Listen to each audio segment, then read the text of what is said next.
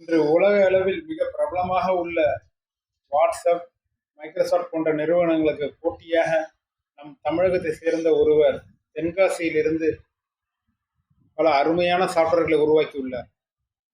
இதை இந்திய நாடு முழுவதும் பாராட்டுகிறது. உலகமே இதை மிக ஆச்சரியத்துடன் பார்க்கிறது.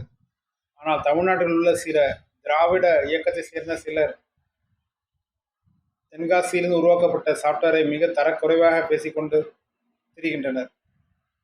இவர்கள் செய்வது எப்படிப்பட்ட அசிங்கம் என்பதை அன்றே தேவர் ஒரு கூட்டத்தில் பேசியுள்ளார். திலகர் திடலில் கூட்டம் நடைபெறுகிறது என்றால் அவர் பெயரை சொல்ல இவர்களுக்கு கோபம்.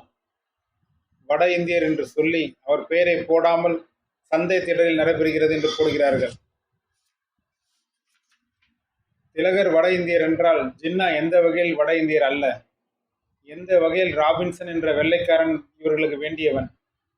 திலகர் பெயர் மாத்திரம் உங்களுக்கு கசப்பாக இருப்பதன் காரணம்தான் என்ன? இது இந்த நாட்டு அரசியலுக்கு விரோதமாக நீங்கள் செய்யும் தேச துரோகம். அந்த தேச துரோகத்தின் மர்மம் தான் என்ன என்று கேள்வி எழுப்பினார். ஆம், தற்போது திராவிட இயக்கம் என்ற பெயரில் தமிழ்நாட்டில் உள்ள அரசியல்வாதிகள் செய்யும் பல செயல்கள் தேச துரோக செயல்களாக தான் உள்ளது.